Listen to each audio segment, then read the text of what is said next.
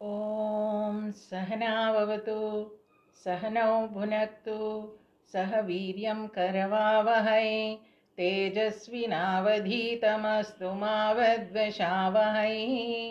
ॐ शान्ति शान्ति शान्तिः। गुरुब्रह्मा गुरुविष्णु गुरुदेवो महेश्वरः गुरुसाक्षात् परब्रह्मा तस्मै श्री गुरवे नमः। तस्मै श्री गुरवे नमः। शुक्लां भरधरं विष्णुं शशिवर्णं चतुर्भुजं प्रसन्नवदनं ध्यायेत् सर्वविघ्नोपशान्तये। शान्ताकारं भुजगशयनं पद्मनाभं सुरेशं विश्वाधारं गगनसदृशं मेघवर्णं शुभाङ्गं लक्ष्मीकान्तं कमलनयनं योगिर्ध्यानगम्यं वन्दे विष्णुं भवभयहरं सर्वलोकैकनाथम्।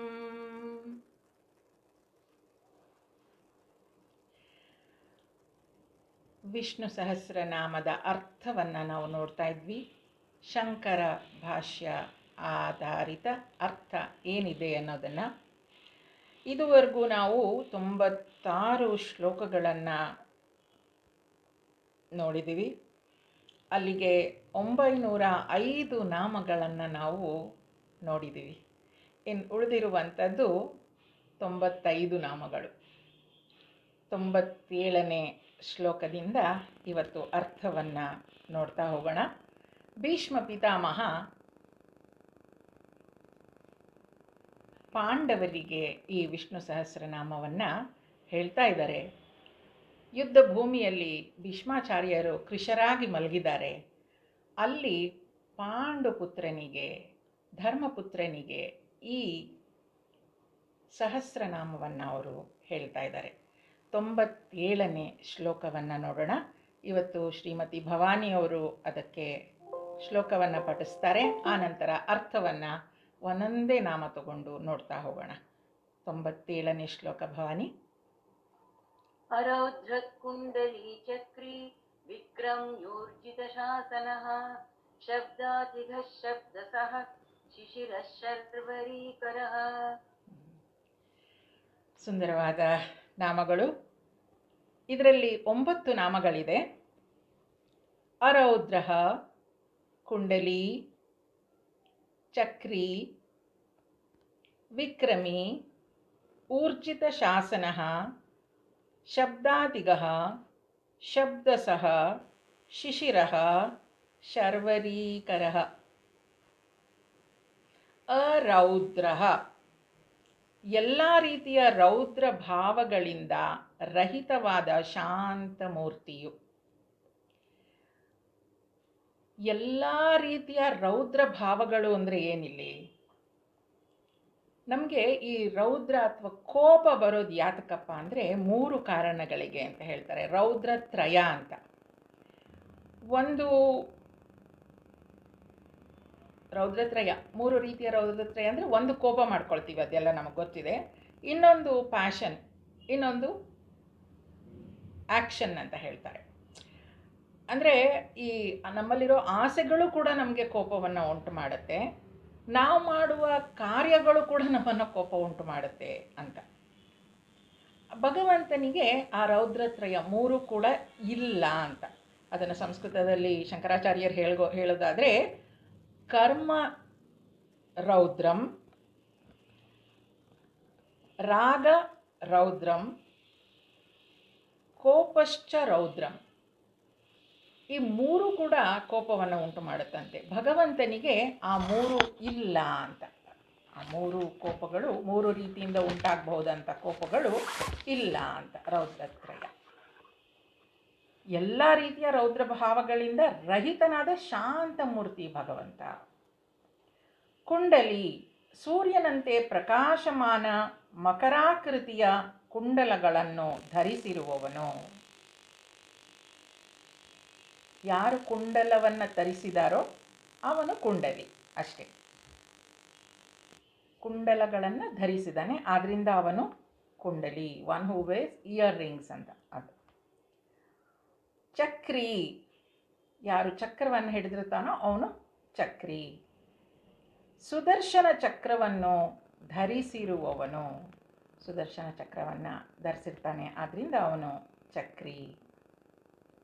ವಿಕ್ರಮಿ, ಎಲ್ಲರಿಗಿಂತಲೂ ವಿಲಕ್ಷಣ ಪರಾಕ್ರಮಶಾಲಿಯು. ವಿಕ್ರಮಶಾಲಿ ಅಂದರೆ ಅವನು ಯುನಿಕ್, ಎಲ್ಲರಿಗಂತಲೂ ವಿಲಕ್ಷಣ ಅಂದರೆ ವಿಶೇಷವಾದ ಪರಾಕ್ರಮವನ್ನು ಹೊಂದಿರುವಂಥವನು. ಯಾರಿಗೆ ಆ ಪ್ರತಾಪ ಇರುತ್ತೋ, ವಿಕ್ರಮ ಇರುತ್ತೋ ಅವನು ವಿಕ್ರಮಿ. ಊರ್ಜಿತ ಶಾಸನ, ಆತನ ಶ್ರುತಿ ಸ್ಮೃತಿ ರೂಪಿ ಶಾಸನಗಳು ಅತ್ಯಂತ ಶ್ರೇಷ್ಠವಾಗಿರುವಂತಹ ಅತಿಶ್ರೇಷ್ಠವಾದ ಶಾಸನ ಮಾಡುವವನು.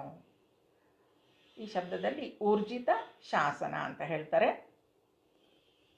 ಆ ಊರ್ಜಿತ ಅಂದರೆ ಶ್ರೇಷ್ಠವಾದ ಒಂದು ಶಾಸನವನ್ನು ಮಾಡಿರುವಂಥವನು.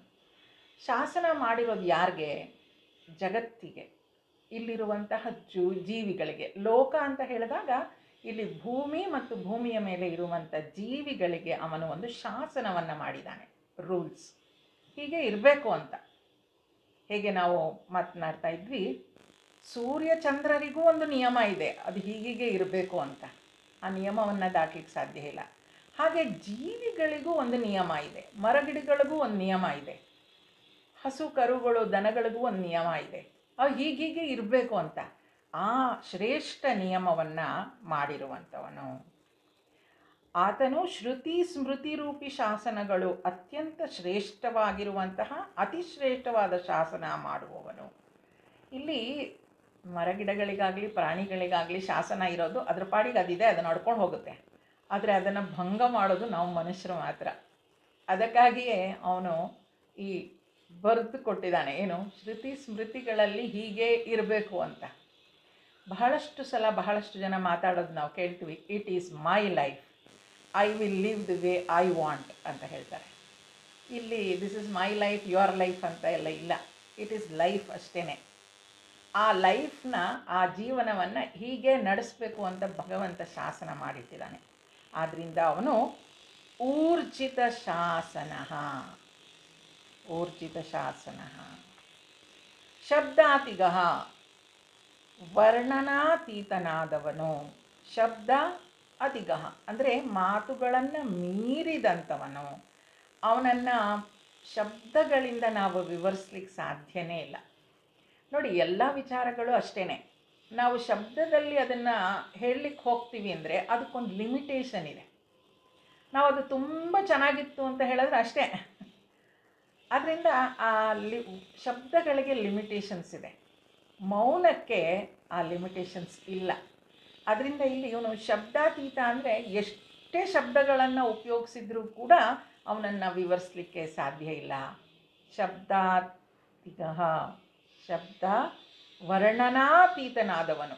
ಅದಕ್ಕೆ ಕವಿಗಳೆಲ್ಲ ಹೇಳ್ತಾರೆ, ಶಾಸ್ತ್ರದಲ್ಲಿ ಗುರುಗಳು ಕೂಡ ಹೇಳ್ತಾರೆ, ಭಗವಂತನನ್ನು ವರ್ಣಿಸಲಿಕ್ಕೆ ಇಡೀ ಭೂಮಂಡಲವನ್ನೇ ಪೇಪರ್ ಅಂತ ಮಾಡಿಕೊಂಡು, ಸಮುದ್ರವನ್ನೇ ಇಂಕ್ ಅಂತ ಮಾಡಿಕೊಂಡು ಬರೀತಾ ಹೋದರೂ ಕೂಡ ಅವನ ವರ್ಣನೆಯನ್ನು ನಾವು ಮುಗಿಸ್ಲಿಕ್ಕೆ ಸಾಧ್ಯ ಇಲ್ಲ ಅಂತ. ಶಬ್ದಾತಿಗ. ಶಬ್ದ ಸಹ, ಸಕಲ ವೇದಶಾಸ್ತ್ರಗಳು ಯಾರ ಮಹಿಮೆಯನ್ನು ವರ್ಣಿಸುವುದೋ ಅಂತಹವನು. ಶಬ್ದ ಸಹ,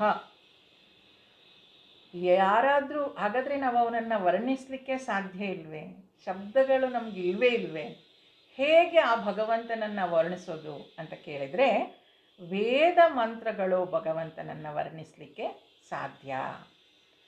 ಆ ವೇದ ಮಂತ್ರಗಳು, ಆ ಶಬ್ದಗಳೇ ಅವನನ್ನು ವರ್ಣಿಸಲಿಕ್ಕೆ ಶ್ರೇಷ್ಠವಾದ ಶಬ್ದಗಳು ಅಂತ ಹೇಳ್ತಾರೆ. ಶಿಶಿರಃ, ಆಧ್ಯಾತ್ಮಿಕ, ಅಧಿಭೌತಿಕ, ಅಧಿದೈವಿಕ ಎಂಬ 3 ಬಗೆಯ ತಾಪದಿಂದ ಪೀಡಿತರಾದವರಿಗೆ ಶಾಂತಿಪ್ರದನಾದ ಶೀತಲ ಸ್ವರೂಪನು. ಶಿಶಿರ ಋತು ಅಂತ ಹೇಳ್ತೀವಿ ಅಲ್ವಾ. ಆ ಶಿಶಿರ ಋತುವಿನಲ್ಲಿ ಒಂದು ತಣ್ಣಗಿರುತ್ತೆ, ಅದು ಬೇರೆ ಋತುಗಳ ಥರ ಅಲ್ಲ. ಆ ಶಿಶಿರ ಋತು ಅನ್ನೋದು ಒಂದು ವಿಶ್ರಾಮ ಸ್ಥಾನ ಇದ್ದ ಹಾಗೆ ಅಂತೆ. ಯಾವುದರಿಂದ ನಮಗೆ ಆ ಕೂಲ್ನೆಸ್, ಆ ತಂಪುತನ ಬೇಕು ಅಂತ ಹೇಳಿದರೆ ನೋಡಿ, ನಮಗೆ 3 ರೀತಿಯ ತಾಪಗಳಿರುತ್ತೆ: ಅಧಿಭೌತಿಕ, ಆಧ್ಯಾತ್ಮಿಕ ಮತ್ತು ಅಧಿದೈವಿಕ ಅಂತ. ತಾಪತ್ರಯ ಅಂತ ಹೇಳೋದು ಅದನ್ನೇ. ಅಯ್ಯೋ ತಾಪತ್ರಯ ನಂದು ಮುಗಿಲೇ ಇಲ್ಲ ಅಂತ ಹೇಳ್ತೀವಲ್ವಾ.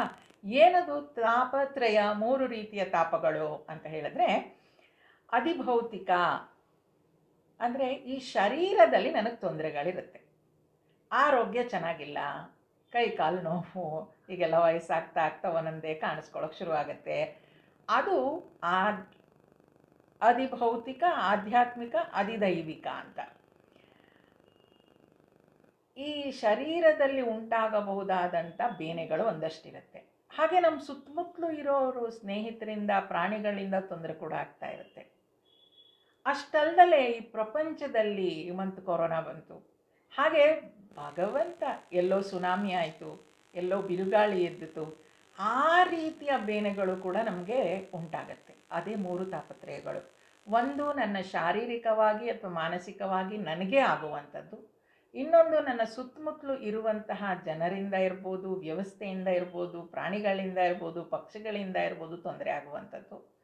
3ನೇದು ಆ ಭಗವಂತ ನಮ್ಗೆ ಗೊತ್ತಿಲ್ಲದೆ ಮಾಡುವಂತಹ ಸೃಷ್ಟಿಯಲ್ಲಿ ಒಂದು ತೊಂದರೆಯನ್ನು ಆಗ್ಬೋದು, ಅದು ತಾಪತ್ರಯ.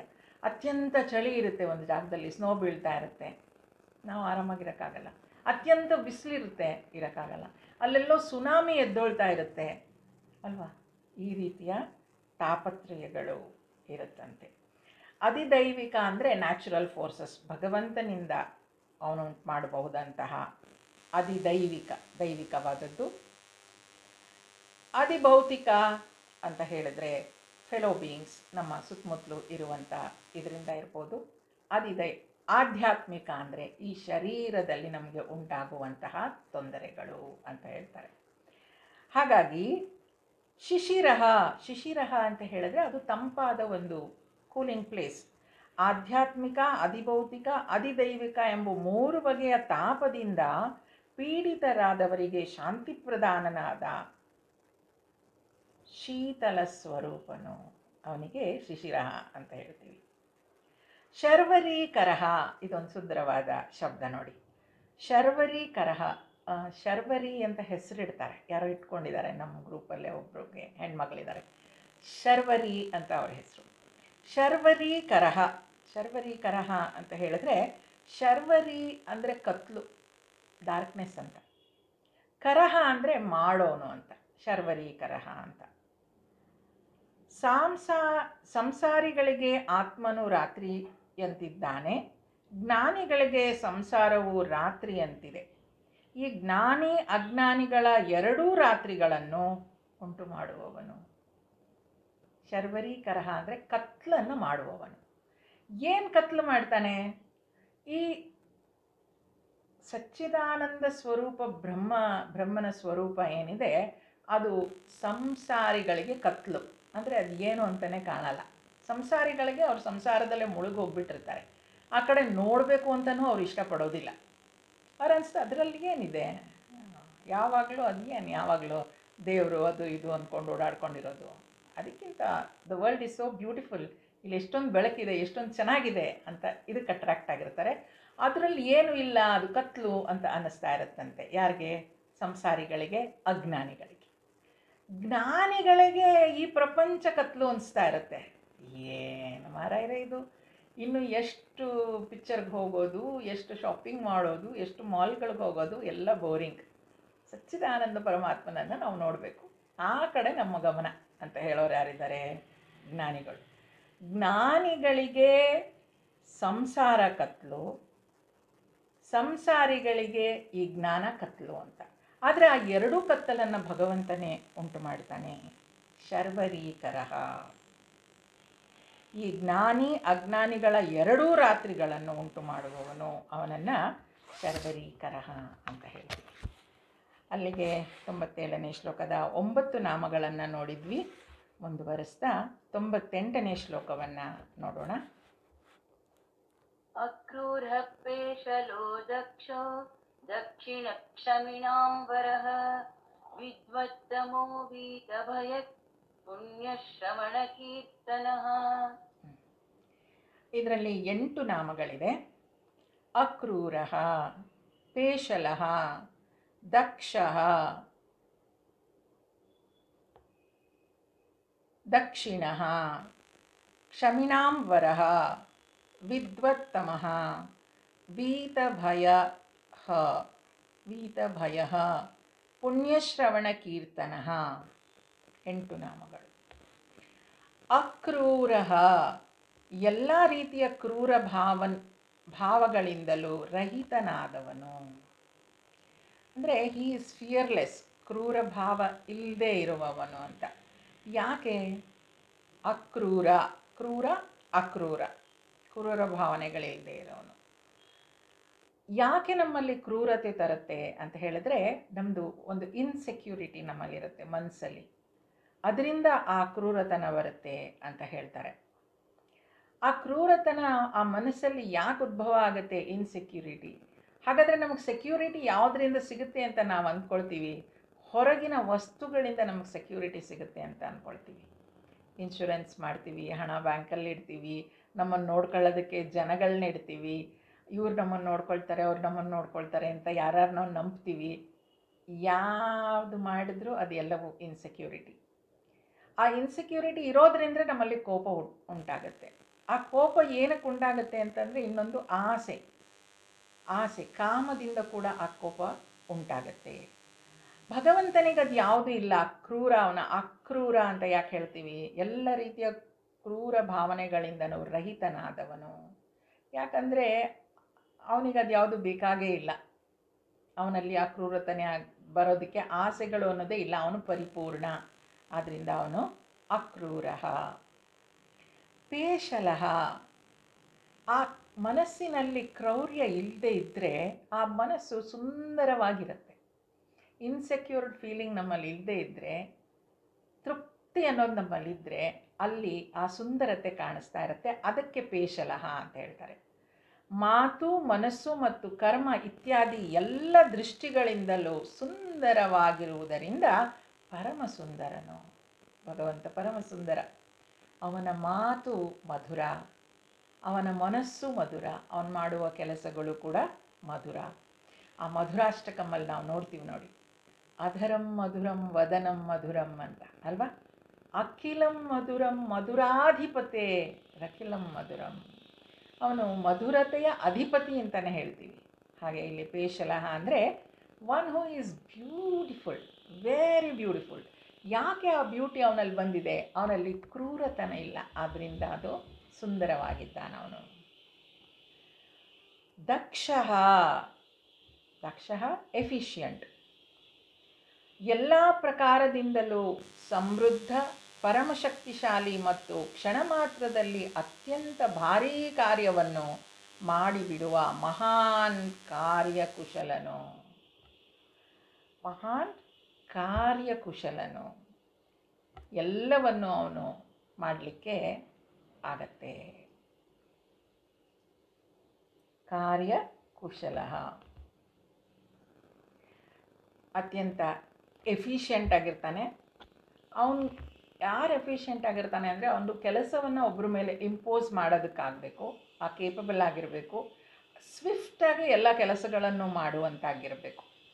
ಅದು ಮೂರೂ ಇದ್ದಾಗ ಕಾನ್ಸ್ಟೆಂಟಾಗಿ ಯಾವಾಗಲೂ ಇದ್ದರೆ ಮಾತ್ರ ಅವನು ದಕ್ಷ. ಯಾವಾಗಲೂ ಒಂದು ಅರ್ಧ ಗಂಟೆ ದಕ್ಷತೆ ತೋರಿಸ್ಬಿಟ್ಟು ಆಮೇಲೆ ದಕ್ಷತೆ ಇಲ್ಲ ಅಂದರೆ ಅದೆಲ್ಲ ಆಗಲ್ಲ. ಎಲ್ಲ ಪ್ರಕಾರದಿಂದಲೂ ಸಮೃದ್ಧ ಅವನು, ಪರಮಶಕ್ತಿಶಾಲಿ ಮತ್ತು ಕ್ಷಣ ಮಾತ್ರದಲ್ಲಿ. ನಮ್ಮಲ್ಲಿ ದಕ್ಷತೆ ಅಂತ ಹೇಳುವಾಗ, ಎಫಿಷಿಯೆಂಟ್ ಅಂತ ಹೇಳುವಾಗ, ಆ ಕೆಲಸ ಅತ್ಯಂತ ಸ್ಕಿಲ್ಡ್ ವರ್ಕರ್, ತುಂಬ ಚೆನ್ನಾಗೂ ಮಾಡಬೇಕು, ಅತಿ ಕಡಿಮೆ ಸಮಯದಲ್ಲೂ ಮಾಡಬೇಕು. ಚೆನ್ನಾಗಿ ಮಾಡ್ತಾರೆ, 3 ದಿನ ತಗೊಂಡು ಅಡುಗೆನ ಅಂದರೆ ಏನು ಚೆನ್ನಾಗಿರುತ್ತೆ? ಆಗಲ್ಲ. ಚೆನ್ನಾಗೂ ಮಾಡಬೇಕು, ಪಟ್ಟಂತನೂ ಮಾಡಬೇಕು. ಅದು ಎಫಿಷಿಯೆಂಟ್ ಅಂತ ಹೇಳೋದು. ಅದಕ್ಕೆ ಇವನು ಅದು ಮತ್ತು ಯಾವಾಗ ಒಂದು ಸಲ ಮಾಡೋದಲ್ಲ, ಯಾವಾಗಲೂ ಚೆನ್ನಾಗಿ ಮಾಡಬೇಕು, ಅದು ದಕ್ಷ ಅಂತ.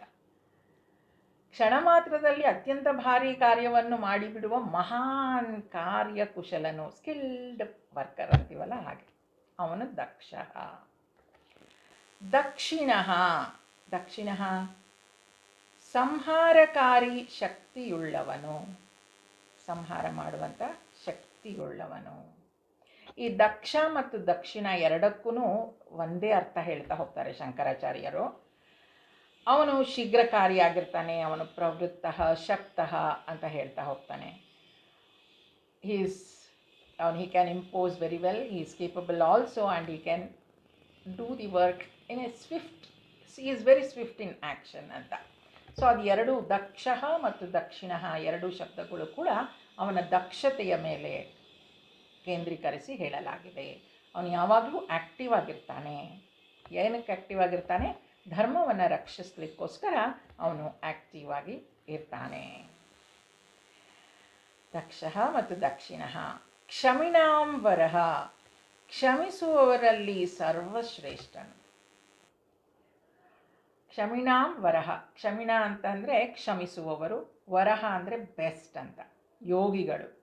ಕ್ಷಮಿಸುವವರಲ್ಲಿ ಅವನು ಅತ್ಯಂತ ಶ್ರೇಷ್ಠನು. ನಾವು ಅಂದ್ಕೊಳ್ತೀವಿ ಭಗವಂತ ನಮಗೇ ಯಾಕಿಷ್ಟು ಕಷ್ಟ ಕೊಡ್ತಾನೆ ಅಂತ ಅಲ್ವಾ? ಅವನಷ್ಟು ಕ್ಷಮಾಶೀಲ. ನಾವು ಮಾಡುವಂಥ ಕೆಲಸಗಳಿಗೆ, ಗೊತ್ತಿದ್ದೋ ಗೊತ್ತಿಲ್ಲದೇನೋ ಮಾಡಿರುವ ಕೆಲಸಗಳಿಗೆ ಅವನು ನಮ್ಮನ್ನು ಈ ಸ್ಥಿತಿಯಲ್ಲಿ ಇಟ್ಟಿದ್ದಾನೆ ಅಂದರೆ ಅವನು ಮಹಾ ಕ್ಷಮಾಶೀಲ. ಹಾಗಾಗಿ ಅವನು ಕ್ಷಮಿಣಾಂ ವರಹ. ವಿದ್ವತ್ತಮಃ, ವಿದ್ವಾಂಸರಲ್ಲಿ ಸರ್ವಶ್ರೇಷ್ಠ ಪರಮ ವಿದ್ವಾಂಸನು. ವಿದ್ವತ್ತಮಃ, ವಿದ್ವತ್ ಅಂತ ಹೇಳಿದರೆ ಒನ್ ಹೂ ನೋಸ್, ಯಾರು ಜ್ಞಾನವನ್ನು ಪಡ್ಕೊಂಡಿದ್ದಾರೆ ಅಂತ. ತಮಃ ಅಂದರೆ ಬೆಸ್ಟ್, ಅದು ಯಥಾವತ್ತಾಗಿ ಯಾರು ತಿಳ್ಕೊಂಡಿರ್ತಾರೋ ಅವರಿಗೆ ವಿದ್ವತ್ತಮಃ ಅಂತ ಹೇಳ್ತೀವಿ. ಅಂದರೆ ಅವ್ರು ತಿಳ್ಕೊಂಡಿರೋ ಜ್ಞಾನ ಅತ್ಯಂತ ವಿಶಾಲವಾಗಿರುತ್ತೆ ಮತ್ತು ಆಳವಾಗಿ ಕೂಡ ಆ ಜ್ಞಾನವನ್ನು ಪಡ್ಕೊಂಡಿರ್ತಾರೆ ಅಂತ. ಮತ್ತು ಅದು ಯಾವಾಗಲೂ ಇರುತ್ತೆ ಆ ಜ್ಞಾನ, ಅಂಥವರಿಗೆ ವಿದ್ವತ್ತಮಃ. ವೀತ ಭಯ, ಎಲ್ಲ ಪ್ರಕಾರದ ಭಯಗಳಿಂದ ರಹಿತನಾದವನು. ಮತ್ತು ಹಿಂದೆ ನೋಡಿದ್ವಿ ರೌದ್ರತ್ರಯ ಹೇಗಿತ್ತೋ ಹಾಗೆ ಇಲ್ಲೂ ಕೂಡ ತಾಪತ್ರಯ ಹೇಗಿರುತ್ತೋ ಹಾಗೆ ಭಯ ಕೂಡ ಹಾಗೆ ಇರುತ್ತೆ. ಅಂದರೆ ಸಂಸಾರ ಭಯ ಇರುತ್ತೆ, ಅದಕ್ಕೆ ವೀತ ಭಯ. ವೀತ ಭಯ, ಎಲ್ಲ ರೀತಿಯ ಭಯಗಳಿಂದ ಮುಕ್ತನಾಗಿರುವಂಥವನು ವೀತ ಭಯ. ಯಾವುದೇ ರೀತಿಯ ಭಯ ಅವನಲ್ಲಿ ಇಲ್ಲ, ಅದರಿಂದ ಅವನು ವೀತ ಭಯ. ವೀತ ಅಂದರೆ ನೋ ಫಿಯರ್, ಫಿಯರ್ಲೆಸ್ ಅಂತ.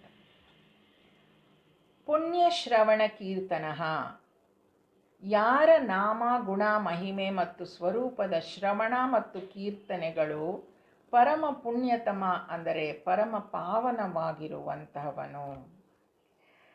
ಸುಂದರವಾದ ನಾಮ ನೋಡಿ ಇದು, ಪುಣ್ಯ ಶ್ರವಣ ಕೀರ್ತನ.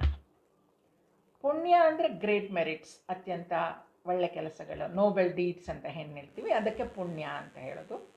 ಶ್ರವಣ, ಶ್ರವಣ ಮಾಡೋದು, ಭಗವಂತನ ನಾಮಸ್ಮರಣೆ ಶ್ರವಣ ಮಾಡೋದು, ಅವನ ಕಥೆಗಳನ್ನು ಶ್ರವಣ ಮಾಡೋದು. ಶ್ರವಣ ಮಾಡಿದ ಮೇಲೆ ಅದು ಎಷ್ಟು ಸುಂದರವಾಗಿದೆ ಅಂತ ಹೇಳಿದ್ರೆ ಅದನ್ನು ಬೇರೆಯವ್ರಿಗೆ ಹೇಳದೇ ಇರೋಕ್ಕಾಗಲ್ಲ. ಅದಕ್ಕೆ ಅದನ್ನು ಕೀರ್ತನ ಮಾಡೋದು ಅಂತ ಹೇಳ್ತಾರೆ.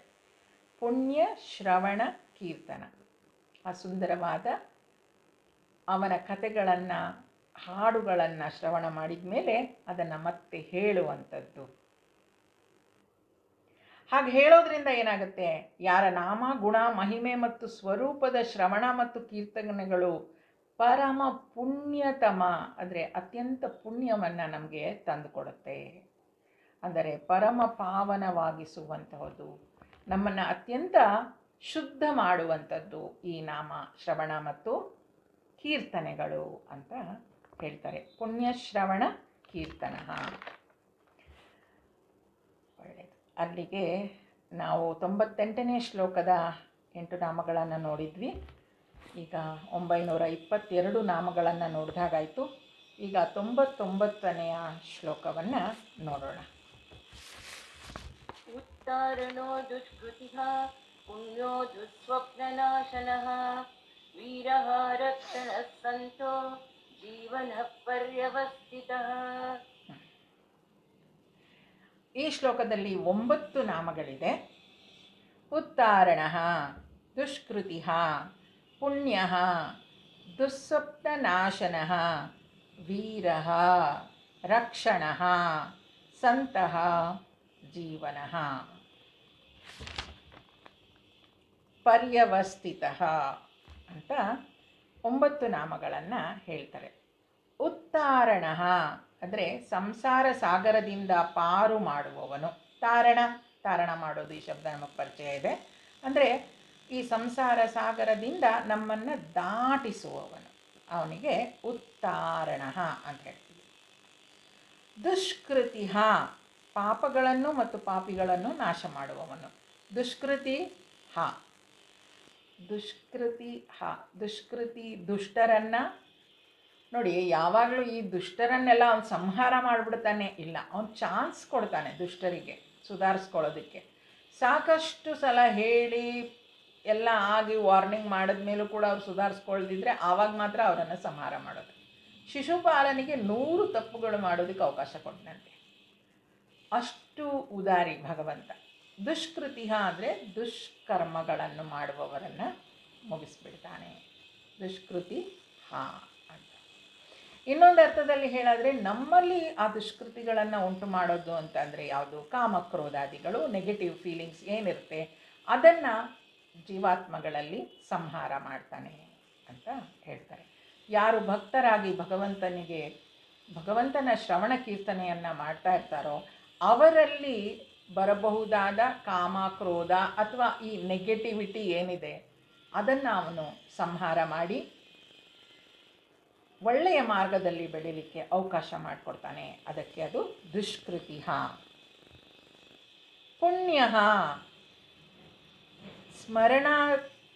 ಸ್ಮರಣಾದಿ ಮಾಡುವ ಸಮಸ್ತ ಪುರುಷರನ್ನು ಪವಿತ್ರಗೊಳಿಸುವವನು. ಯಾರು ಒಳ್ಳೆ ಕೆಲಸಗಳನ್ನು ಮಾಡ್ತಾ ಇರ್ತಾರೋ, ವೇದ ಉಪನಿಷತ್ತುಗಳನ್ನು ಓದ್ತಾ ಇರ್ತಾರೋ ಅವರಿಗೆ ಅದು ಪುಣ್ಯ ಕೆಲಸ ಅಂತ ಹೇಳ್ತಾರೆ. ಆ ಪುಣ್ಯವೇ ಭಗವಂತ. ಶ್ರುತಿ ಸ್ಮೃತಿ ಪುರಾಣ ಎಲ್ಲ ಭಗವಂತನೇ, ಅವನೇ ಅಂತ ಹೇಳಿರೋದು. ಆ ಭಗವಂತನನ್ನು ಆ ಜ್ಞಾನದ ರೂಪದಲ್ಲಿ ನೋಡ್ತೀವಿ ಅಂದರೆ ಅದು ಎಲ್ಲವೂ ಶ್ರುತಿ ಸ್ಮೃತಿ ಪುರಾಣ ಆಗಿರುತ್ತೆ. ಅದನ್ನು ಓದೋದ್ರಿಂದ, ಅದನ್ನು ಶ್ರವಣ ಮಾಡೋದ್ರಿಂದ, ಅದನ್ನು ಕೇಳೋದ್ರಿಂದ ಪುಣ್ಯ. ಸ್ಮರಣಾದಿ ಮಾಡುವ ಸಮಸ್ತ ಪುರುಷರನ್ನು ಪವಿತ್ರಗೊಳಿಸುವವನು, ಅವರನ್ನು ಪವಿತ್ರಗೊಳಿಸ್ತಾನೆ. ದುಸ್ವಪ್ನನಾಶನಃ, ಧ್ಯಾನ, ಸ್ಮರಣೆ, ಕೀರ್ತನೆ ಮತ್ತು ಪೂಜೆ ಮಾಡುವುದರಿಂದ ಕೆಟ್ಟ ಸ್ವಪ್ನಗಳನ್ನು ಮತ್ತು ಸಂಸಾರ ರೂಪಿ ದುಸ್ವಪ್ನವನ್ನು ನಾಶ ಮಾಡುವವನು. ಇಲ್ಲಿ ದುಸ್ವಪ್ನ ನಾಶನಃ, ಕೆಟ್ಟ ಕನಸುಗಳನ್ನು ನಾಶ ಮಾಡುವವನು. ಅಂದರೆ ಜಾಗೃತಾವಸ್ಥೆಯಲ್ಲಿ ನಮ್ಮನ್ನು ಅವನು ಪಾವನಗೊಳಿಸೋದಲ್ದಲೇ ಸ್ವಪ್ನಾವಸ್ಥೆಯಲ್ಲೂ ಕೂಡ ನಮ್ಮನ್ನು ಅವನು ಸಲಹುತ್ತಾನೆ ಅಂತ. ದುಸ್ವಪ್ನ ನಾಶನಃ, ಎಚ್ಚರದಲ್ಲಿದ್ದಾಗ ಭಗವಂತ ನೋಡ್ಕೊಳ್ತಾನೆ, ಸ್ವಪ್ನಾವಸ್ಥೆ ನಿದ್ರೆಯಲ್ಲೂ ಕೂಡ ಭಗವಂತನೇ ನಮ್ಮನ್ನು ಕಾಪಾಡ್ತಾನೆ ಅನ್ನೋದು ಎಷ್ಟು ಸುಂದರವಾದ ಮಾತು ನೋಡಿ.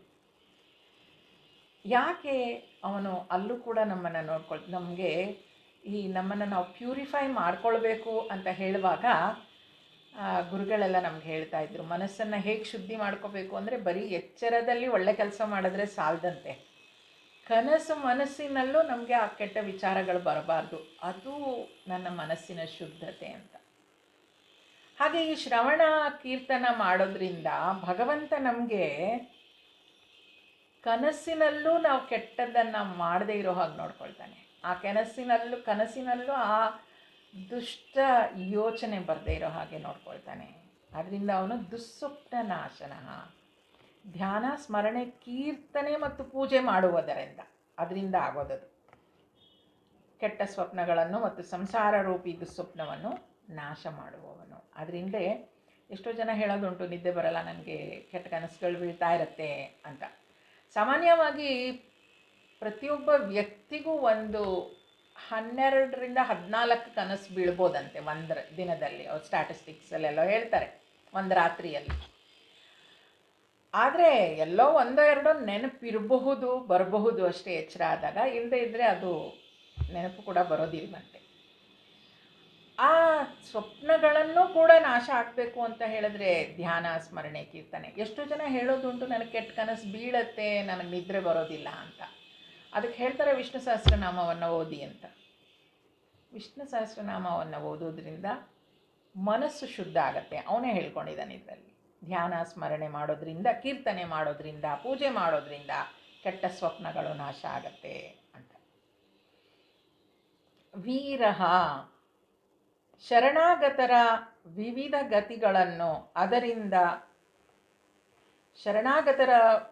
ಗತಿಗಳನ್ನು ಅಂದರೆ ಸಂಸಾರ ಚಕ್ರವನ್ನು ನಾಶ ಮಾಡುವವನು.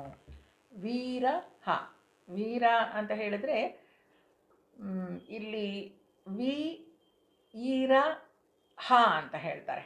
ವಿನೇ ಒಂದು ಶಬ್ದ ಒಂದು ಅಕ್ಷರ ತೆಗೆದು ವಿ ಅಂತ ಹೇಳಿದ್ರೆ ವಿವಿಧ ಅಂತ ಹೇಳ್ತಾರೆ. ಈರ ಅಂತ ಹೇಳಿದ್ರೆ ಹೋಗೋದು ಅಂತ ಹೇಳ್ತಾರೆ.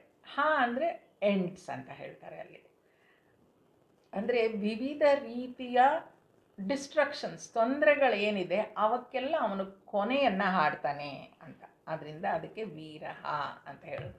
ವೀರ ಅಂತ ಅಂದರೆ ಶೂರ, ವೀರರನ್ನು ಸಂಹಾರ ಮಾಡ್ತಾನೆ ಆ ರೀತಿಯಲ್ಲ ಇದು. ನೋಡಿ ಇಲ್ಲಿ ಶರಣಾಗತರ ವಿವಿಧ ಗತಿಗಳನ್ನು ಅಂದರೆ ಸಂಸಾರ ಚಕ್ರವನ್ನು ನಾಶ ಮಾಡುವವನು. ಯಾರು ಶರಣಾಗತರಾಗಿರ್ತಾರೋ ಅವರಿಗೆ ಬೇರೆ ಬೇರೆ ರೀತಿಯ ತೊಂದರೆಗಳು ಬರ್ಬೋದು. ಆ ತೊಂದರೆಗಳನ್ನು ನಾಶ ಮಾಡುವವನು ವೀರಃ. ರಕ್ಷಣಃ ಎಲ್ಲ ಪ್ರಕಾರದಿಂದಲೂ ರಕ್ಷಣೆ ಮಾಡುವವನು. 3 ಲೋಕಗಳನ್ನು ಕಾಪಾಡುವವನು ಅವನೇ. 3 ಲೋಕಗಳು ಭೂಲೋಕ, ಅಂತರಿಕ್ಷ ಲೋಕ ಮತ್ತು ಸ್ವರ್ಗಲೋಕ. 3 ಲೋಕಗಳನ್ನು ರಕ್ಷಣೆ ಮಾಡೋದು, ಎಲ್ಲ ಪ್ರಕಾರದಲ್ಲೂ ರಕ್ಷಣೆ ಮಾಡುವವನು ಅವನೇ. ಸಂತಹ ವಿದ್ಯೆ ಮತ್ತು ವಿನಯಗಳ ಪ್ರಚಾರ ಮಾಡುವುದಕ್ಕಾಗಿ ಸಂತರ ರೂಪದಲ್ಲಿ ಪ್ರಕಟವಾಗುವವನು. ಸಂತಹ ಅಂತ ಹೇಳಿದ್ರೆ ಯಾರು ಸರಿಯಾದ ಮಾರ್ಗದಲ್ಲಿ ನಡೀತಾ ಇದ್ದಾರೋ ಅವರನ್ನು ಸಂತರು ಅಂತ ಹೇಳ್ತಾರೆ. ನಮ್ಮ ಗುರುಗಳೆಲ್ಲ ನಮಗೆ ಈ ಅಧ್ಯಾತ್ಮದ ಪಾಠ ಮಾಡುವಾಗ ಹೇಳ್ತಾ ಇದ್ರು, 100 ಪುಸ್ತಕಗಳು ಓದೋದಕ್ಕಿಂತ ಸಂತರ ಜೊತೆಗಿನ ಒಂದು ಕ್ಷಣ ಅತ್ಯಂತ ಶ್ರೇಷ್ಠವಾದದ್ದು ಅಂತ. ನಾವು ಓದ್ಕೊಂಡು ಸಾಕಷ್ಟು ಜ್ಞಾನವನ್ನು ಪಡಿತೀವಿ, ಅದು ಬೇರೆ ವಿಷಯ. ಆದರೆ ಆ ಸಂತರ ಜೊತೆ ಒಂದು ಕ್ಷಣ ಇದ್ದರೆ ಆ ಜ್ಞಾನಕ್ಕಿಂತಲೂ ಶ್ರೇಷ್ಠವಾದ ಜ್ಞಾನವನ್ನು ನಾವು ಪಡ್ಕೊಳ್ಳಿಕ್ಕೆ ಸಾಧ್ಯ ಆಗತ್ತಂತೆ. ಆದ್ದರಿಂದ ಭಗವಂತ ನೋಡಿ, ವಿದ್ಯೆ ಮತ್ತು ವಿನಯಗಳ ಪ್ರಚಾರ ಮಾಡುವುದಕ್ಕಾಗಿ, ಈ ವಿದ್ಯೆ, ಜ್ಞಾನ ಮತ್ತು ವಿನಯ ಇದೆರಡನ್ನು ಪ್ರಚಾರ ಮಾಡೋದಕ್ಕೋಸ್ಕರ ಸಂತನ ರೂಪದಲ್ಲಿ ಪ್ರಕಟ ಆಗ್ತಾನಂತೆ. ಆದ್ರಿಂದಲೇ ನೋಡಿ, ನಾವು ಗುರುಗಳನ್ನು ಹೇಳೋದು ಯಾವಾಗಲೂ ಗುರು ಬ್ರಹ್ಮ, ಗುರು ವಿಷ್ಣು, ಗುರುದೇವೋ ಮಹೇಶ್ವರ ಅಂತ ಹೇಳ್ತೀವಿ. ಆ ಸಂತರು, ಆ ಗುರುಗಳನ್ನು ಬ್ರಹ್ಮ, ವಿಷ್ಣು, ಮಹೇಶ್ವರ ಅಂತ ಹೇಳ್ತೀವಿ. ಯಾಕೆ? ಆ ಗುರುಗಳು ನಮ್ಮಲ್ಲಿ ಇಲ್ಲಿ ಹೇಳ್ತಾ ಇರೋ ಹಾಗೆ ವಿದ್ಯೆ ಮತ್ತು ವಿನಯಗಳ ಪ್ರಚಾರ ಅಂತ ಹೇಳ್ತಾರೆ. ಅಲ್ಲಿ ಗುರು ಬ್ರಹ್ಮ ಅಂತ ಹೇಳಿದ್ರೆ ನಮ್ಮಲ್ಲಿ ಆಸಕ್ತಿಯನ್ನು, ಸರಿಯಾದ ಮಾರ್ಗದಲ್ಲಿ ನಡಿಲಿಕ್ಕೆ ಆಸಕ್ತಿಯನ್ನು ಉಂಟು ಮಾಡ್ತಾರೆ, ಸೃಷ್ಟಿ ಮಾಡ್ತಾರೆ ನಮ್ಮಲ್ಲಿ. ಆದ್ದರಿಂದ ಬ್ರಹ್ಮ. ನಮ್ಮಲ್ಲಿರುವ ಒಳ್ಳೆತನವನ್ನು ಕಾಪಾಡ್ತಾರೆ, ಅದರಿಂದ ವಿಷ್ಣು. ನಮ್ಮಲ್ಲಿರುವ ಕೆಟ್ಟದ್ದನ್ನು ನಾಶ ಮಾಡ್ತಾರೆ ಅಂದರೆ ತೆಗೆದು ಹಾಕೋಕ್ಕೆ ಹೇಳ್ತಾರೆ, ತೆಗೆಸಿ ಹಾಕ್ತಾರೆ, ಅದರಿಂದ ಮಹೇಶ್ವರ. ಆದ್ದರಿಂದ ಗುರು ಬ್ರಹ್ಮ, ಗುರು ವಿಷ್ಣು, ಗುರುದೇವೋ ಮಹೇಶ್ವರ, ಗುರು ಸಾಕ್ಷಾತ್ ಪರಬ್ರಹ್ಮ, ತಸ್ಮೈ ಶ್ರೀ ಗುರುವೇ ನಮಃ ಅಂತ ಅವ್ರ ಪಾದಗಳಿಗೆ ಬೀಳ್ತೀವಿ. ಯಾಕೆ? ಅವರು ಕೂಡ ಭಗವಂತನ ರೂಪ.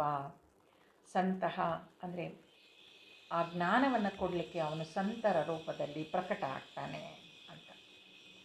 ಜೀವನಃ ಸಕಲ ಪ್ರಜೆಗಳನ್ನು ಪ್ರಾಣ ರೂಪದಿಂದ ಜೀವಿತವಾಗಿಡುವವನು. ಜೀವನಃ ನಾವೆಲ್ಲ ಬದುಕಿರಬೇಕು ಅಂತ ಹೇಳಿದ್ರೆ ನಮ್ಮಲ್ಲಿ ಆ ಪ್ರಾಣಶಕ್ತಿ ಬೇಕು, ಅದನ್ನು ಕೊಡುವವನು ಅವನೇ. ಅದರಿಂದ ನಾವು ಜೀವಿತವಾಗಿದ್ದೀವಿ. ಪರ್ಯವಸ್ಥಿತಃ ಸಮಸ್ತ ವಿಶ್ವವನ್ನು ವ್ಯಾಪಿಸಿಕೊಂಡು ಸ್ಥಿತನಾಗಿರುವವನು. ಪರಿ ಅವಸ್ಥಿತಃ ಅಂದರೆ ಅವನು ಇದ್ದಾನೆ, ಎಲ್ಲ ಕಡೆ ಇದ್ದಾನೆ. ಈಸ್ ಪರ್ವೇಡಿಂಗ್ ಎವ್ರಿವೇರ್ ಅಂತ ಹೇಳ್ತೀವಲ್ಲ. ಪರಿ ಅವಸ್ಥಿತ ಅಂದರೆ ಒನ್ ಹೂ ಎಕ್ಸಿಸ್ಟ್, ಎಲ್ಲ ಇಡೀ ವಿಶ್ವದಲ್ಲಿ ಅವನು ವ್ಯಾಪಿಸಿದ್ದಾನೆ ಅಂತ. ವ್ಯಾಪಿಸಿದ್ದಾನೆ, ಸ್ಥಿತನಾಗಿದ್ದಾನೆ. ಅಲ್ಲಿಗೆ 99 ಶ್ಲೋಕಗಳನ್ನು ನೋಡಿದ್ವಿ. 931 ನಾಮಗಳನ್ನು ನೋಡಿದ್ದೀವಿ. ಮುಂದಿನ ಶ್ಲೋಕ 100ನೇ ಶ್ಲೋಕ. ಅನಂತರೂಪೋऽನಂತಶ್ರೀರ್ಜಿತಮನ್ಯುರ್ಭಯಾಪಹಃ ಚತುರಶ್ರೋ ಗಭೀರಾತ್ಮ ವಿದಿಶೋ ವ್ಯಾದಿಶೋ ದಿಶಃ. ಇದರಲ್ಲಿ 9 ನಾಮಗಳಿದೆ.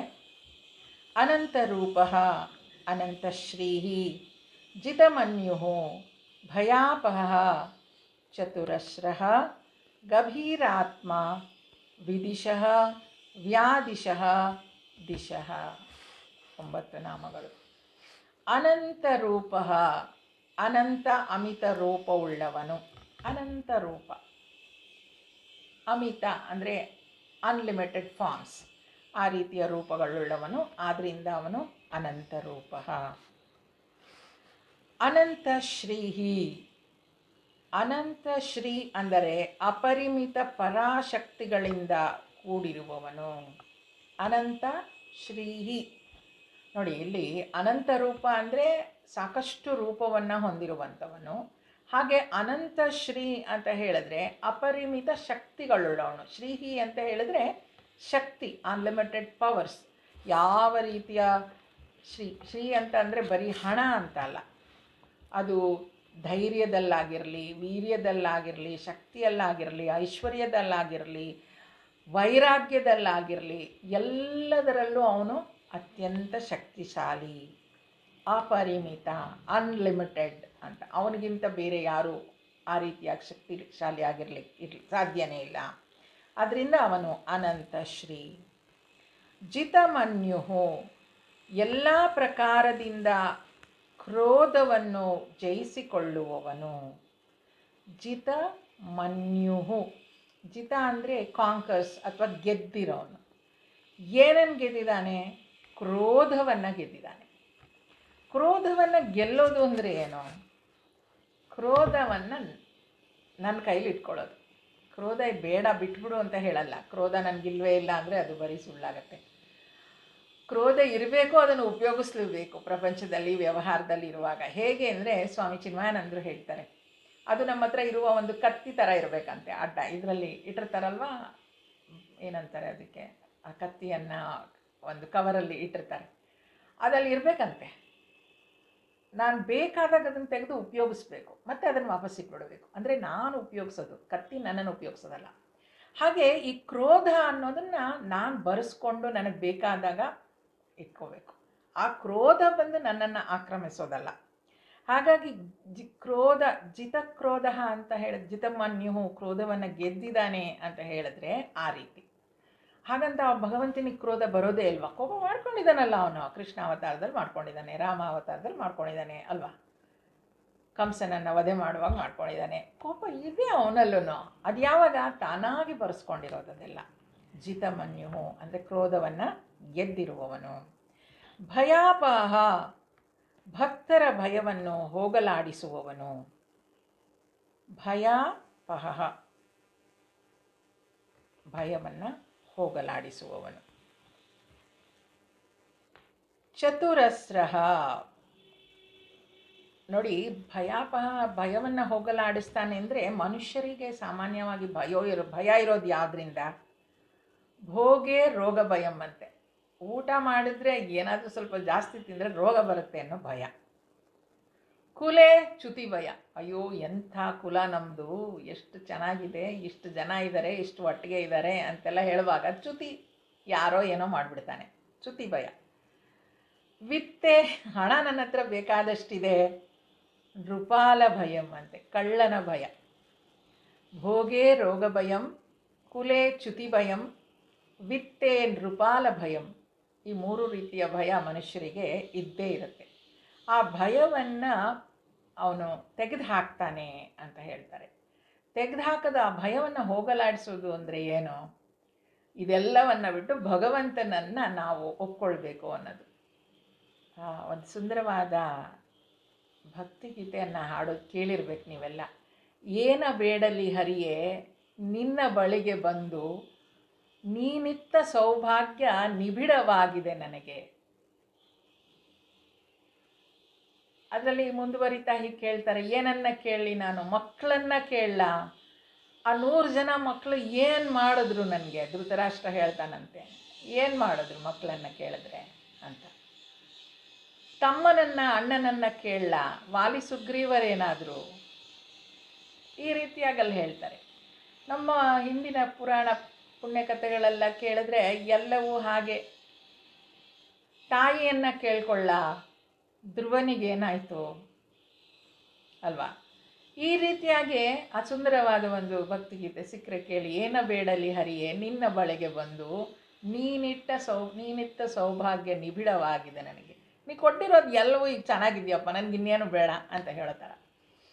ಹಾಗಾಗಿ ಭಯಾಪಹ, ಭಯವನ್ನು ಹೋಗಲಾಡಿಸುವವನು. ಚತುರಸ್ರಃ, 4 ವೇದರೂಪಿ ಕೋನಗಳುಳ್ಳ ಮಂಗಳಮೂರ್ತಿ ಮತ್ತು ನ್ಯಾಯಶೀಲನಾದವನು. ಚತುರಸ್ರಃ ಅಂದರೆ 4 ಕೊನೆಗಳ ಇರುವಂತಹ ಅವನು. ಏನು ಹೇಳ್ತಾರೆ? 4 ವೇದರೂಪಿ, 4 ಮೂಲೆಗಳು ಇರುವಂತಹ ಒಂದು ಚೌಕಟ್ಟನ್ನು ತಗೊಂಡ್ರೆ ಆ 4 ಮೂಲೆಗಳು ಒಂದೊಂದು ವೇದಗಳು. 4 ರೂಪಿ ಕೋನಗಳುಳ್ಳ ಮಂಗಳಮೂರ್ತಿ ಮತ್ತು ನ್ಯಾಯಶೀಲನಾದವನು, ವೇದರೂಪಿ. ಆ 4 ವೇದಗಳಿಂದ ಅವನು ರಕ್ಷಿಸ್ತಾನಂತೆ. ನ್ಯಾಯ ಸಮೇತ ನ್ಯಾಯಶೀಲನಾದವನು ಅಂತ. ಗಭೀರಾತ್ಮ, ಗಂಭೀರವಾದ ಮನಸ್ಸುಳ್ಳವನು. ಗಭೀರ ಆತ್ಮ, ಆತ್ಮ ಅಂತ ಹೇಳಿದರೆ ಇಲ್ಲಿ ಮನಸ್ಸು. ಆ ಗಂಭೀರವಾದ ಆತ್ಮ, ಮನಸ್ಸನ್ನು ಉಳ್ಳವನು. ವಿದಿಶಃ, ಅಧಿಕಾರಿಗಳಿಗೆ ಅವರ ಕರ್ಮಾನುಸಾರ ವಿಭಾಗಪೂರ್ವಕ ನಾನಾ ಪ್ರಕಾರಗಳ ಫಲಗಳನ್ನು ಕೊಡುವವನು. ವಿದಿಶಃ, ದಿಶಃ ಅಂದರೆ ವಿಶೇಷವಾಗಿ ಕೊಡುವವನು. ಏನನ್ನು ಕೊಡ್ತಾನೆ? ಅವರವರ ಕರ್ಮಗಳಿಗೆ, ಕರ್ಮಕ್ಕನುಸಾರವಾಗಿ ಸರಿಯಾದ ಫಲಗಳನ್ನು ಕೊಡುವವನು ವಿದಿಶಃ. ದಿಶಃ, ವೇದಗಳ ರೂಪದಿಂದ ಸಕಲ ಕರ್ಮಗಳ ಫಲವನ್ನು ತಿಳಿಸುವವನು. ವಿದಿಶಃ ವ್ಯಾದಿಶಃ, ವ್ಯಾದಿಶಃ ಎಲ್ಲರಿಗೂ ಯಥಾಯೋಗ್ಯ ವಿವಿಧ ಆಜ್ಞೆಗಳನ್ನು ಕೊಡುವವನು. ವಿದಿಶಃ, ವ್ಯಾದಿಶಃ, ದಿಶಃ ಇದೆಲ್ಲವೂ ಸ್ವಲ್ಪ ಒಂದೇ ಅರ್ಥವನ್ನು ಕೊಡುತ್ತೆ. ವಿಶೇಷವಾಗಿ ಕೊಡುವವನು ವಿದಿಶಃ. ವ್ಯಾದಿಶಃ, ಬೇರೆ ಬೇರೆ ಕೆಲಸಗಳನ್ನು ಮಾಡುವವರಿಗೆ ಬೇರೆ ಬೇರೆ ರೀತಿಯ ಆಜ್ಞೆಗಳನ್ನು ಕೊಡುವವನು. ಈಗ ಇಂದ್ರ ಇರ್ಬೋದು, ಅವನಿಗೆ ಒಂದು ಆಜ್ಞೆ ಕೊಡಬೇಕು, ಮಳೆ ಬರೋ. ಯಮನಿಗೆ ಅವನಿಗೊಂಥರ ಆಜ್ಞೆ. ಹಾಗೆ ವ್ಯಾದಿಶಃ, ಅವನು ಬೇರೆ ಬೇರೆ ರೀತಿಯ ಆಜ್ಞೆಗಳನ್ನು ಕೊಡ್ತಾನೆ. ದಿಶಃ ಅಂತ ಹೇಳಿದ್ರೆ ವೇದಗಳ ರೂಪದಿಂದ ಸಕಲ ಕರ್ಮಗಳ ಫಲವನ್ನು ತಿಳಿಸುವವನು. ಅಂದರೆ ವೇದಗಳು ನಮಗೆ ಯಾವ ಕರ್ಮಗಳನ್ನು ಮಾಡಬೇಕು ಅಂತ ಹೇಳುತ್ತೆ, ಆ ಕರ್ಮ ಮಾಡೋದ್ರಿಂದ ನಮಗೆ ಯಾವ ಫಲಗಳು ಸಿಗುತ್ತೆ ಅನ್ನೋದನ್ನು ಕೂಡ ಸ್ಪಷ್ಟವಾಗಿ ಹೇಳುತ್ತೆ. ಆದ್ದರಿಂದ ಅವನು ದಿಶಃ, ವೇದಗಳನ್ನು ತಿಳಿಸ್ಕೊಡೋನು. ಅಲ್ಲಿಗೆ ನಾವು 100ನೇ ಶ್ಲೋಕವನ್ನು ನೋಡಿ 940 ನಾಮಗಳ ಅರ್ಥವನ್ನು ನೋಡಿದ್ವಿ. ಮುಂದಿನ ಶ್ಲೋಕ 101ನೇ ಶ್ಲೋಕ. ಅನಾದಿರ್ಭೂರ್ಭುವೋ ಲಕ್ಷ್ಮೀ ಸುವಿರೋ ರುಚಿರಾಂಗದಃ ಜನನೋ ಜನಜನ್ಮಾದಿರ್ಭೀಮೋ ಭೀಮ ಪರಾಕ್ರಮಃ. ಇದರಲ್ಲಿ 9 ನಾಮಗಳಿದೆ. ಅನಾದಿಃ ಭೂರ್ಭುವಃ ಲಕ್ಷ್ಮೀಃ ಸುವೀರಃ ರುಚಿರಾಂಗದಃ ಜನನಃ ಜನಜನ್ಮಾದಿಃ ಭೀಮಃ ಭೀಮಪರಾಕ್ರಮಃ. 9 ನಾಮಗಳು. ಅನಾದಿಃ, ಯಾವ ಆದಿಯೂ ಇಲ್ಲದಂತಹ ಕಾರಣ, ಎಲ್ಲರ ಸ್ವರೂಪನು. ಅನಾದಿ ಅಂದರೆ ಅವನಿಗೆ ಪ್ರಾರಂಭ ಅನ್ನೋದೇ ಇಲ್ಲ. ಅವನು ಈಸ್ ಬಿಗಿನಿಂಗ್ಲೆಸ್ ಅಂತ. ಯಾಕೆ? ಅವನೇ ಆದಿ ಕಾರಣ ಎಲ್ಲದಕ್ಕೂ. ಆದ್ದರಿಂದ ಅವನು ಅನಾದಿ. ಭೂರ್ಭುವಃ, ಪೃಥ್ವಿಗೂ ಸಹ ಆಧಾರನು. ಭೂರ್ಭುವಃ,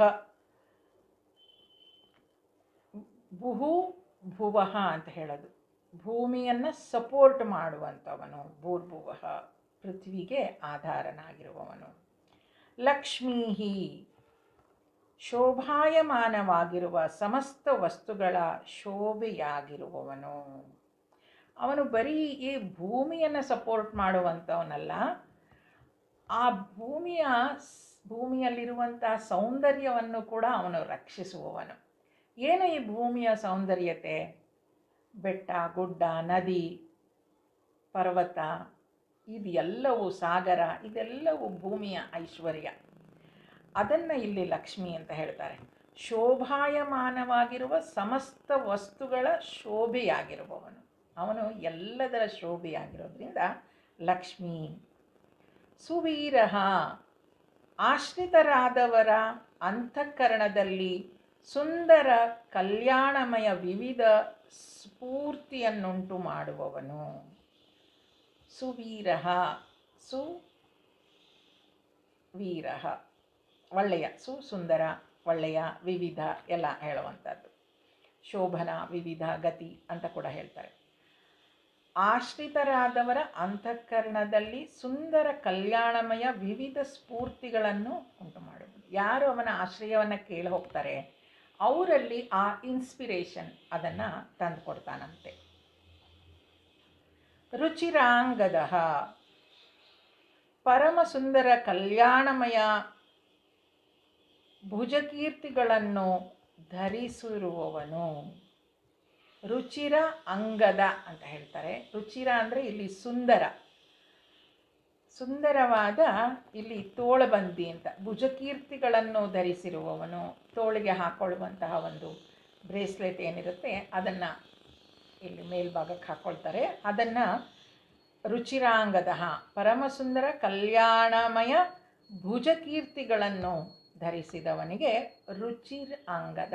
ರುಚಿರ ಅಂದರೆ ಸುಂದರವಾದ, ಅಂಗದ ಅಂದರೆ ಇದನ್ನು ಧರಿಸಿರುವವನು. ರುಚಿರಾಂಗದ. ಜನನಃ ಸಮಸ್ತ ಜೀವಿಗಳನ್ನು ಉತ್ಪತ್ತಿ ಮಾಡುವವನು. ಎಲ್ಲ ಜೀವಿಗಳನ್ನು ಉತ್ಪತ್ತಿ ಮಾಡುವನು ಅಂದರೆ ಹೀ ಈಸ್ ದಿ ಕಾಸ್. ಜನ, ಜನ್ಮ, ಆದಿ. ಜನ ಹೂ ಕ್ರಿಯೇಟ್ಸ್ ಲಿವಿಂಗ್ ಬೀಯಿಂಗ್ಸ್ ಅಂತ.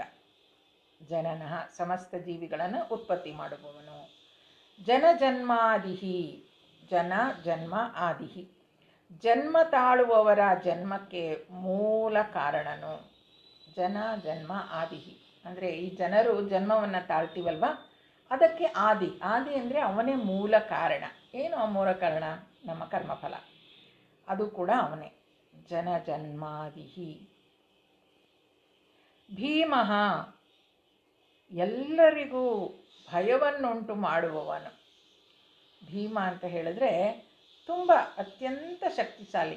ಈಗ ನಮ್ಮಲ್ಲಿ ಪುರಾಣಗಳಲ್ಲಿನ ಉದಾಹರಣೆಗಳನ್ನು ನಾವು ತಗೊಳ್ತಾ ಹೋದರೆ ಶಕ್ತಿಶಾಲಿ ಅಂತ ಒಂದು ಹನುಮಂತ, ಮತ್ತೊಬ್ಬ ಭೀಮ, ಇಬ್ಬರನ್ನೇ ಯಾವಾಗಲೂ ಹೇಳೋದು ಅತ್ಯಂತ ಶಕ್ತಿವಂತರು ಅಂತ.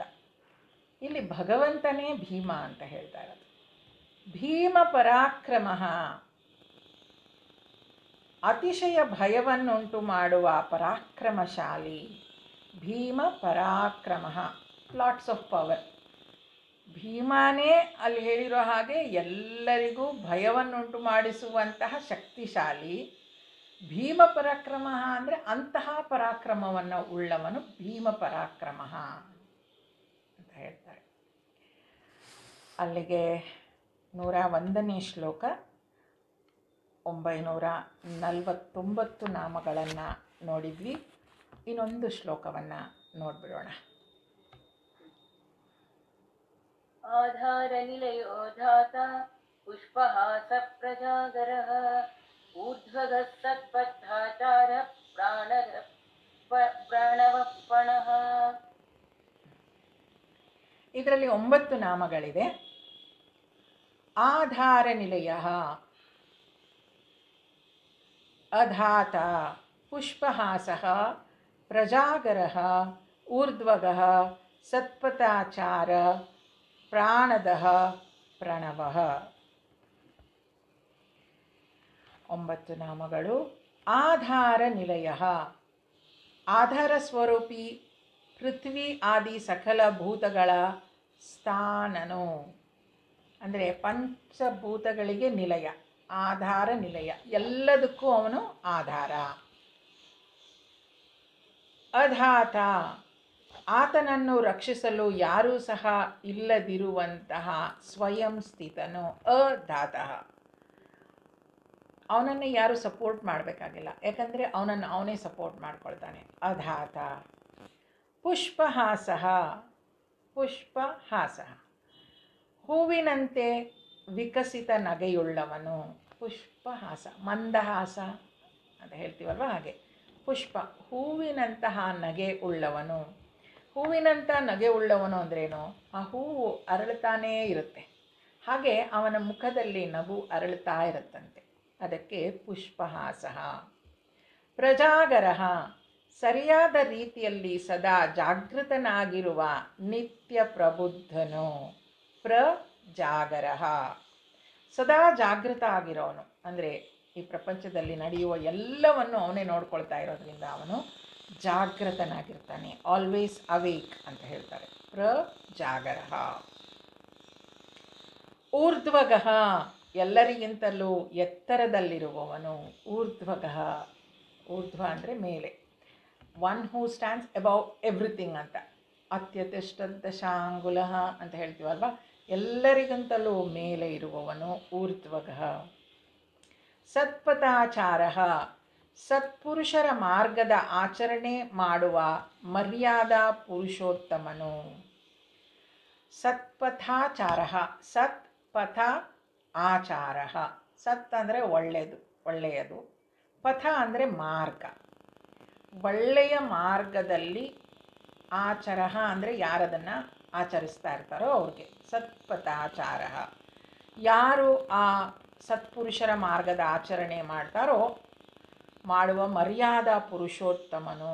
ಅವನು ಮರ್ಯಾದಾ ಪುರುಷೋತ್ತಮನು ಅಂದರೆ ಅವರನ್ನು ಅವನು ಕೃಪೆ ಮಾಡ್ತಾನೆ ಅಂತ, ಅವರಿಗೆ ಕೃಪೆಯನ್ನು ಕರುಣಿಸ್ತಾನೆ.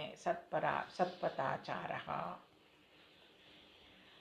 ಪ್ರಾಣದಃ, ಪರೀಕ್ಷಿತನೇ ಮುಂತಾದ ಮೃತರಿಗೂ ಸಹ ಜೀವನ ಕೊಡುವವನು. ಪ್ರಾಣದಃ, ಪ್ರಾಣವನ್ನು ಕೊಟ್ಟನಂತೆ ಅವನು, ಎಲ್ಲ ಕೊಟ್ಟಿದ್ದಾನೆ, ಆದರೂ ವಿಶೇಷವಾಗಿ ಪ್ರಾಣ ಕೊಡೋದಂದರೆ ಪರೀಕ್ಷಿತನಿಗೆ ಅಂತ ಹೇಳ್ತಾರೆ. ತಮಗೆಲ್ಲ ಮಹಾಭಾರತದ ಕತೆ ಗೊತ್ತಿದ್ದರೆ, ಉತ್ತರೆಯ ಗರ್ಭದಲ್ಲಿ ಪರೀಕ್ಷಿತ ಇದ್ದಾಗ ಅಶ್ವತ್ಥಾಮ ಅವನನ್ನು ಕೊಲ್ಲಬೇಕು ಅಂತ ಒಂದು ಶಸ್ತ್ರಪ್ರಯೋಗ, ಬ್ರಹ್ಮಾಸ್ತ್ರವನ್ನೇನೋ ಬಿಡ್ತಾನೆ ಅಂತ. ಆ ಸಮಯದಲ್ಲಿ ಭಗವಂತ ಕೃಷ್ಣ ಆ ಉತ್ತರೆಯ ಮಗನನ್ನು, ಪರೀಕ್ಷಿತನನ್ನು ಕಾಪಾಡ್ತಾನೆ ಅಂತ ಕತೆ ಇದೆ. ಹಾಗೆ ಪರೀಕ್ಷಿತನೇ ಮುಂತಾದ ಮೃತರಿಗೂ ಸಹ ಜೀವನ ಕೊಡುವವನು ಅಂತ. ಪ್ರಣವಃ, ಓಂಕಾರ ಸ್ವರೂಪನು. ಈಗ ಭಗವಂತ ಎಲ್ಲ ಕಡೆ ಇದ್ದಾನೆ, ಆದರೆ ಅವನು ಕಾಣಿಸೋದಿಲ್ಲ. ಅವನನ್ನು ಅಡ್ರೆಸ್ ಮಾಡೋದು ಹೇಗೆ ಅಂತ ಮೊದಲನೇ ಸಲ ಕೇಳಿದಾಗ ಋಷಿಗಳು ಓಂ ಅಂತ ಕರೆದ್ರಂತೆ, ಆ ಶಕ್ತಿಯನ್ನು ಓಂ ಅಂತ ಕರೆದ್ರಂತೆ. ಅದೇ ಪ್ರಣವಃ. ಏನದು ಪ್ರಣವಃ? ಆ ಓಂಕಾರ ಸ್ವರೂಪವೇ ಭಗವಂತ, ಅದರಿಂದ ಅವನನ್ನು ಪ್ರಣವಃ ಅಂತ ಕರೀತಾರೆ. ಪಣಃ, ಯಥಾ ಯೋಗ್ಯ ವ್ಯವಹಾರ ಮಾಡುವವನು. ಪಣಃ ಟ್ರಾನ್ಸಾಕ್ಷನ್ ಮಾಡುವಂಥದ್ದು. ಪಣಃ ಎಲ್ಲ ಧರ್ಮ ಕಾರ್ಯಗಳೆಲ್ಲ ಪಣ ಅಂದರೆ ಪುಣ್ಯ ಕಾರ್ಯಗಳೇ ಅವನಿಗೆ ಫೀಸ್ ಅಂತೆ, ಭಗವಂತನಿಗೆ ನಾವು ಕೊಡುವಂತಹ ಪಣ. ಯಥಾಯೋಗ್ಯ ವ್ಯವಹಾರ ಮಾಡುವವನು. ಭಗವಂತ ಒಂದು ರೂಲ್ ಮಾಡಿಟ್ಬಿಟ್ಟಿದ್ದಾನೆ, ಒಳ್ಳೆಯವ್ರಿಗೆ ಒಳ್ಳೆಯದೇ ಆಗಬೇಕು, ಕೆಟ್ಟವ್ರಿಗೆ ಕೆಟ್ಟದ್ದೇ ಆಗತ್ತೆ ಅಂತ. ಹಾಗೆ ಅವನು ಆ ವ್ಯವಹಾರ ಮಾಡೋದ್ರಲ್ಲಿ ಅವನೇನು ಮಾಡಿದ್ದಾನೆ?